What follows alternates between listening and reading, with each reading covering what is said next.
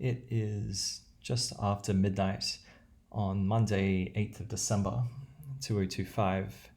The portfolio over the last month has increased moderately, but basically there was a bit of a dip where people getting a bit scared of the AI bubble forming for the Mag 7 stocks, but we've since recovered.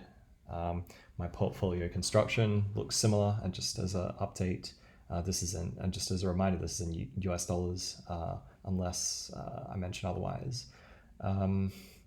But yeah, so the broad portfolio looking pretty similar to last time.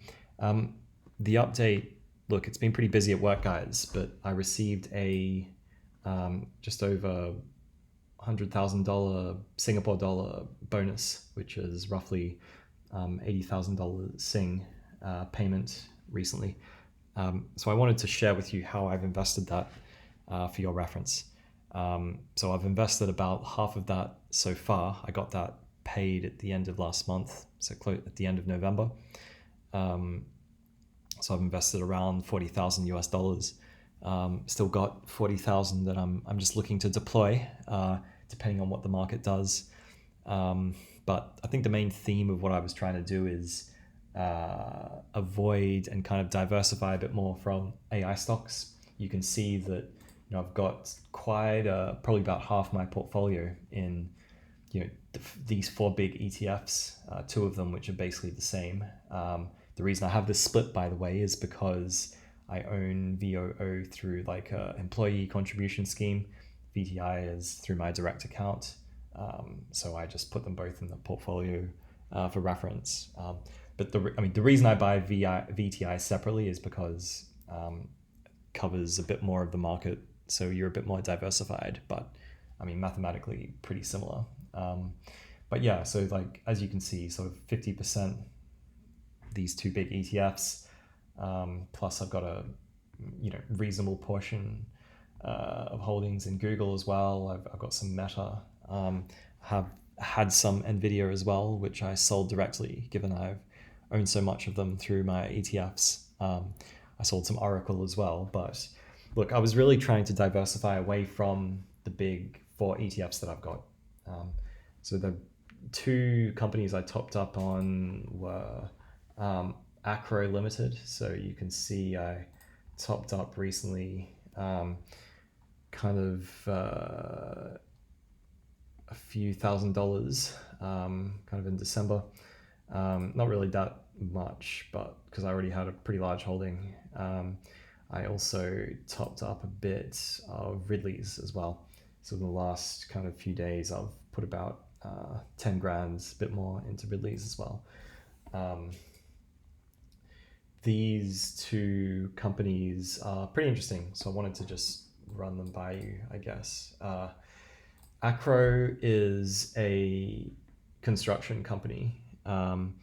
They basically do industrial services. So all these kind of scaffolding that you can see in this photo is that they hire these out to kind of the big construction projects. You can see here, it's called formwork. They hire them out to big construction projects, mainly civil infrastructure projects. So, mainly governments building tunnels and roads. Here again, some nice photos. They hire those out. Pretty cheap, in my opinion. They're sitting on basically a price to earnings of like 15 or 14. Dividend is, over 5.5%. Kind of in terms of yearly growth, like close to the bottom, but I've had a pretty good run over the last 5 years, and I'm up about 40%. This is in Australian dollar terms, so in AUD terms, I've got about $45,000. And the directors have also recently just bought, which is another kind of big positive too. So you can see that, the directors basically last month have put in about, almost over $200,000, including this guy who's the CEO.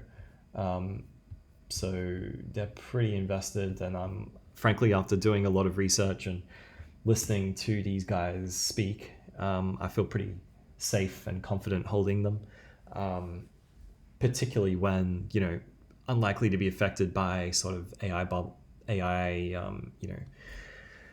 bubble talks, whatever in the US. So, that's one that I bought. The other one, Ridley Corporation, is they make, I'll show you a 5-year chart. So, pretty consistent growth over the 5 years, and I've just topped up here basically in the last week. They're a bit more expensive, a bit lower dividend yield, but they basically make animal food. So they make food for chickens, food for horses, food for dogs, food for, I think, pigs and cows as well. They recently bought quite a large fertilizer company, I think one of the largest fertilizer companies in Australia. And so, they are looking pretty solid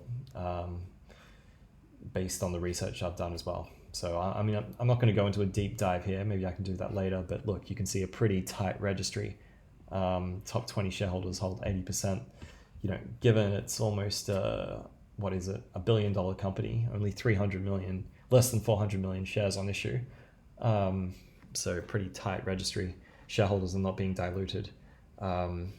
And again, very disconnected to sort of AI, which was intentional, given I own so many ETFs, US-based ETFs. The final share that I bought, you can see here.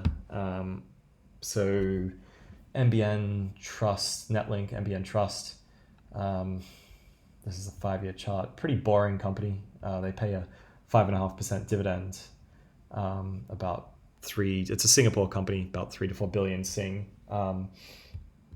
This company owns the kind of fiber cables in Singapore. So basically any internet connection, the big internet providers, Singtel and StarHub, they have to pay this company, Netlink NBN, to use their wire cables. As you can see, very stable company, EBITDA revenue, pretty much the same as last year, relatively low gearing, less than 20%.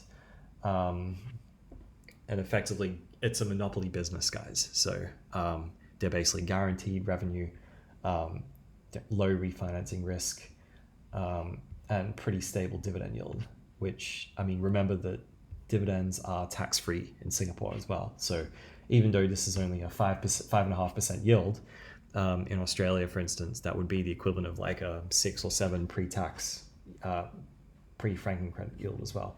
I'm not sure about the US, if that's the same there. So look, guys, that's a bit of a quick, and I'm probably going to top up some more. Actually, I'm thinking about topping up some more if they dip again. I can see this becoming a sort of a reasonably large position. So guys, look, just a bit of a quick update from my end, what I've been doing on the portfolio front. All the best, and until next time, have a good evening.